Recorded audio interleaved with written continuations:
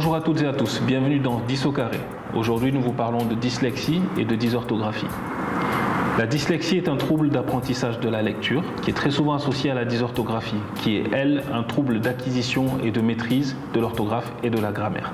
Ces troubles apparaissent chez des sujets ayant une intelligence normale, ayant suivi une scolarité régulière et ne présentant pas de difficultés visuelles ni de troubles neurologiques. Par ailleurs, suivant le domaine, lecture pour la dyslexie, orthographe et grammaire pour la dysorthographie, on relève en général un retard d'un minimum de 2 ans par rapport au reste des acquisitions. Les signes qui permettent d'alerter ou d'indiquer l'existence d'une dyslexie sont les suivants. Lenteur en lecture, manque de fluidité. Inversion, donc on va avoir le mot bar, B-A-R, qui va être lu bras, B-R-A. On a aussi des confusions visuelles, M et N par exemple, P et Q, ou encore B et D.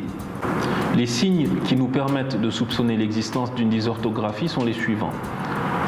Des erreurs constantes et surtout instables dans les productions écrites, des difficultés pour le sujet atteint à réaliser un découpage correct des mots et surtout une impossibilité à fixer durablement des règles de grammaire et d'orthographe en passant par le canal usuel.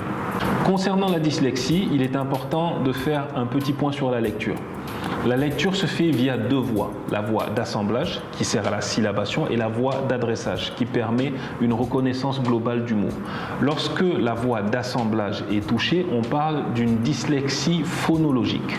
Lorsque c'est la voie d'adressage qui est touchée, on parle d'une dyslexie visio-attentionnelle. Ce sont 2 types de dyslexie.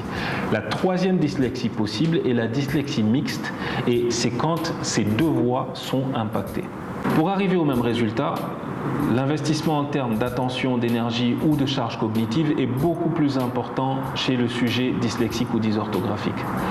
Pour ce qui est de la prise en charge orthophonique, elle permet la mise en place d'outils à nouveau pour contourner les difficultés, de moyens mnémotechniques pour fixer et maîtriser un peu plus les règles que le sujet dyslexique ou dysorthographique a du mal à intégrer. Petit rappel, le diagnostic d'une dyslexie et d'une dysorthographie reste un diagnostic pluridisciplinaire puisque l'orthophoniste donnera son avis après que l'orthoptiste, par exemple, ait fait un bilan ou une évaluation pour confirmer qu'on ne relève aucune difficulté au niveau visuel.